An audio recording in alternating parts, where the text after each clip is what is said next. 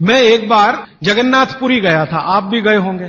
तो मैंने मंदिर के महंत को पूछा कि ये भगवान का प्रसाद, माने वहां दाल और चावल मिलता है प्रसाद के रूप में, वो मिट्टी की हांडी में क्यों बनाते हैं? तो उसने एक ही वाक्य कहा, मिट्टी पवित्र होती है। लेकिन वो जो नहीं कह पाया महंत, वो आपको मैं कहना चाहता हूं कि मिट्टी न सिर्फ पवित्र होती है, बल्कि मिट्टी सबसे ज्यादा वैज्ञानिक होती है। क्योंकि हमारा शरीर मिट्टी से बना है। हम जब मरते हैं ना और शरीर को जला देते हैं तो 20 ग्राम मिट्टी में बदल जाता है पूरा शरीर। और इस राख का मैंने विश्लेषण करवाया एक लेबोरेटरी में, तो उसमें कैल्शियम निकलता है, फास्फोरस निकलता है, आयरन निकलता है, जिंक निकलता है, सल्फर निकलता है, 18 माइक्रो न्यूट्रिएंट्स निकलते हैं मरे हुए आदमी की राख में। ये सब वही माइक्रो न्यूट्रिएंट्स हैं जो मिट्टी में है। तो महंत कहता है कि मिट्टी पवित्र है, इसलिए हम मिट्टी के बर्तन में ही दाल पकाते हैं, भगवान को पवित्र चीज ही देते हैं, अपवित्र चीज भगवान को नहीं दे सकते। वो बहुत वैज्ञानिक स्टेटमेंट है, बस इतना ही है कि वो उसको एक्सप्लेन नहीं कर सकता। अच्छा, मैं वो दाल ले आया और भुवनेश्वर लेके गया, पुरी से भुवनेश्वर।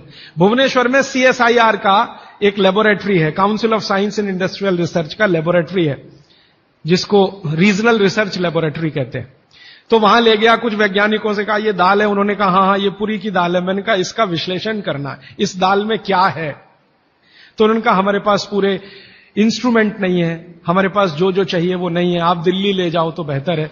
तो मैंने कहा दिल्ली ले गया तो खराब तो नहीं होगी? उन्होंने कहा नहीं होगी, क्योंकि ये मिट्टी में बनी है। तो पहली बार मुझे समझ में आया मिट्टी में बनी है तो खराब नहीं होगी। तो मैं ले गया दिल्ली तक, सच में ले गया।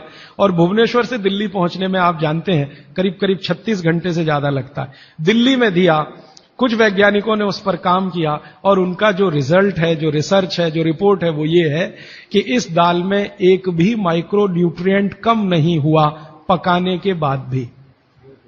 तो प्रेशर कुकर की दाल को जब उन्होंने रिसर्च करके देखा तो उन्होंने कहा इसमें माइक्रो न्यूट्रिएंट्स बहुत ही कम है। मैं पूछा परसेंटेज वाइज बता दो, तो उन्होंने कहा अगर अरहर की दाल को मिट्टी की हांडी में पकाओ और 100% माइक्रो न्यूट्रिएंट्स हैं, तो कुकर में पकाने में 13% ही बचते हैं, 87% नष्ट हो गए। मैं पूछा कैसे नष्ट हुए? तो उन्होंने कहा ये जो प्रेशर पड़ा है ऊपर से और इसने दाल को पकने नहीं दिया, तोड़ दिया, मॉलिक्यूल्स टूट गए हैं, तो दाल तो बिखर गई है, पकी नहीं है, बिखर गई है, सॉफ्ट हो गई है। तो खाने में हमको ऐसा लग रहा है कि ये पका हुआ खा रहे हैं, लेकिन वास्तव में वो नहीं है। पके हुए से मतलब ये होता है कि जो माइक्रो न्यूट्रिएंट्स आपको कच्चे रूप में शरीर को उपयोग नहीं आते, उनको आप उपयोगी बना लें, इसको पका हुआ कहते हैं आयुर्वेद में। तो उन्होंने कहा कि ये मिट्टी की हांडी की दाल बहुत बहुत क्वालिटी में ऊंची है, बशर्ते कि आपके प्रेशर कुकर की। और दूसरी बात तो आप सभी जानते हैं, वो मुझे सिर्फ रिपीट करनी है कि मिट्टी की हांडी की बनाई हुई दाल को खा लीजिए तो जो उसका स्वाद है वो जिंदगी भर नहीं भूलेंगे आप। इसका मतलब क्या है? भारत में चिकित्सा का और शास्त्र पाक कला का ऐसा विज्ञान विकसित हुआ है जहां क्वालिटी भी मेंटेन रहेगी और स्वाद भी मेंटेन रहेगा। तब मैंने गांव गांव घूमता रहता हूं तो पूछना शुरू किया, तो बोलते हैं लोग कि ज्यादा नहीं, 30-40 साल पहले सब घर में मिट्टी की हांडी की दाल थी। मेरी दादी को पूछा तो दादी कहती है कि हम तो जिंदगी भर मिट्टी की दाल ही खाते रहे। तब मेरे समझ में आया कि मेरी दादी को डायबिटीज क्यों नहीं हुआ। तब मुझे समझ में आया उसको घुटने का दर्द क्यों नहीं हुआ। तब मुझे समझ में आया उसके 3200 दांत मरने के दिन तक सुरक्षित थे, क्योंकि हमने उसका अंतिम संस्कार किया। अगले दिन जब राखी लेने गए तो सारे दांत उसके 32 के 32 निकले। तब मेरे समझ में आया कि 94 साल की उम्र तक मरते समय चश्मा क्यों नहीं लगा उसकी आंखों पे, और जीवन के आखिरी दिन तक अपने कपड़े खुद अपने हाथ से धोते हुए मरी थी। ये कारण है कि शरीर को आवश्यक माइक्रो न्यूट्रिएंट्स की पूर्ति अगर नियमित रूप से होती रहे तो आपका शरीर ज्यादा दिनों तक बिना किसी दूसरे की मदद के काम करता है। तो माइक्रो न्यूट्रिएंट्स पूरा सप्लाई मिला दाल में, जो खाई थी उसने मिट्टी की हांडी में पका पका के। और न सिर्फ दाल पकाती थी वो मिट्टी की हांडी में, बल्कि दूध भी मिट्टी की हांडी में पकाती थी। घी भी मिट्टी की हांडी से ही निकालती थी, दही का मट्ठा भी मिट्टी की हांडी में ही बनता था। अब मेरे समझ में आया कि हजारों साल से मिट्टी के बर्तन क्यों इस देश में आए। हम भी एल्यूमिनियम बना सकते थे। हिंदुस्तान में बॉक्साइट के खजाने भरे पड़े हैं। कर्नाटक बहुत बड़ा भंडार, तमिलनाडु, आंध्र प्रदेश बॉक्साइट के बड़े भंडार हैं। हम भी बना सकते थे, अगर बॉक्साइट है तो एल्यूमिनियम बनाना कोई मुश्किल काम नहीं है, लेकिन हमने नहीं बनाया क्योंकि उसकी जरूरत नहीं थी। इसलिए कुम्हारों की एक पूरी की पूरी जमात इस देश में खड़ी की गई कि तुमको भैया मिट्टी के ही बर्तन बनाने हैं। माने तुमसे बड़ा वैज्ञानिक कौन। अब ये कुम्हार जो इतने बड़े वैज्ञानिक हैं इस देश के, जो मिट्टी के बर्तन बनाकर हजारों साल से दे रहे हैं हमारे स्वास्थ्य की रक्षा करने के लिए, हमने उनको नीची जाति बना दिया।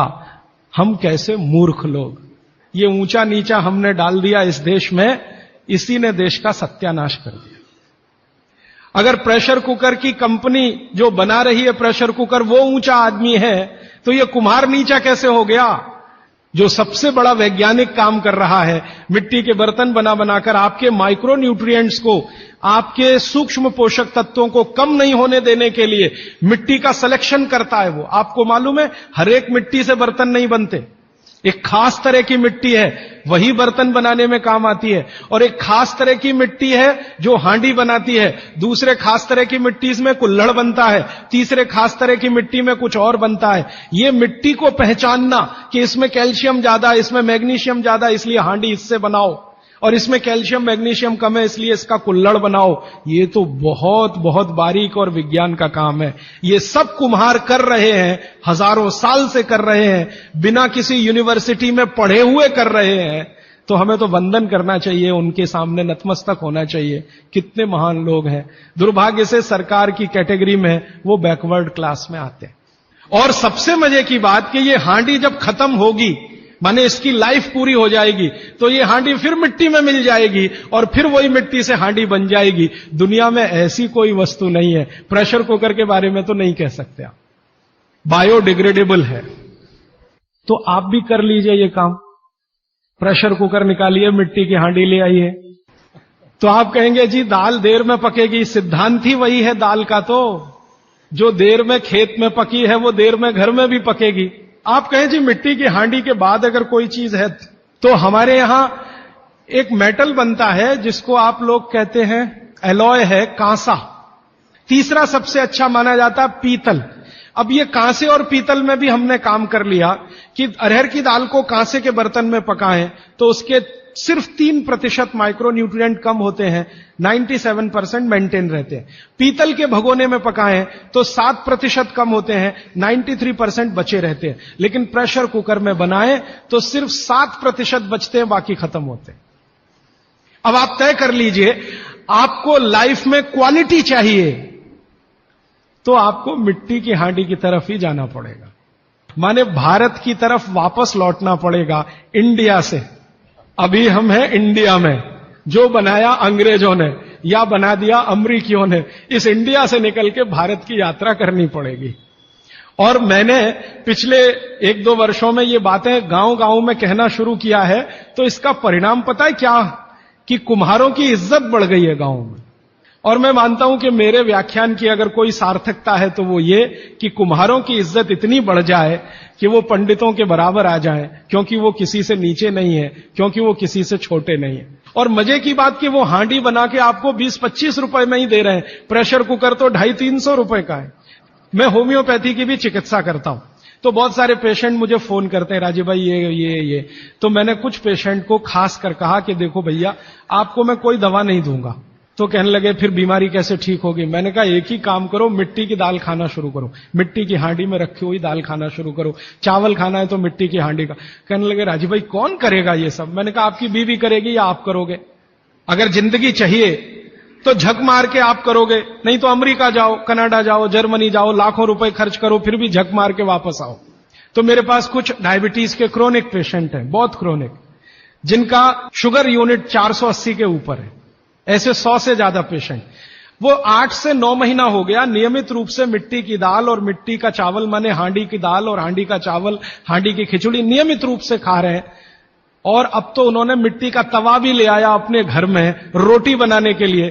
बाजरे की रोटी बहुत अच्छी बनती है इस मिट्टी के तवे पे, तो रोटी भी उसी की खा रहे हैं। 8 महीने के बाद सबका शुगर टेस्ट किया है तो 480 यूनिट वाला अभी 180 यूनिट पे है, बिना किसी मेडिसिन के, बिना किसी इंजेक्शन के, बिना किसी टॉनिक के। और होम्योपैथी की कोई दवा नहीं दी मैंने उनको। कुछ लोगों को ज्यादा परेशान थे, दवा भी दो, उनको प्लेसिबो दे दिया। प्लेसिबो समझते हैं? खाली गोली, दवा नहीं डाली। तो पेशेंट को लग रहा है कि मैं दवा खा रहा हूं, दवा खा के अच्छा हो रहा हूं। मुझे मालूम है कि वो कोई दवा नहीं है, वो प्लेसिबो है, वो अच्छा हो रहा है उस मिट्टी की दाल खा के, मिट्टी का चावल खा के, मिट्टी की खिचड़ी खा के। रिजल्ट ये है। तब मैंने मान लिया कि बाघभट्ट सच में महान आदमी थे। ये एक सूत्र पूरा होता है, 8:30 का समय हो गया है। आगे कल दूसरा सूत्र, तीसरा, ऐसे कर करके जो सबसे जरूरी 15 है वो पहले बताऊंगा और उसके आगे बढ़ता जाए। आभार, धन्यवाद।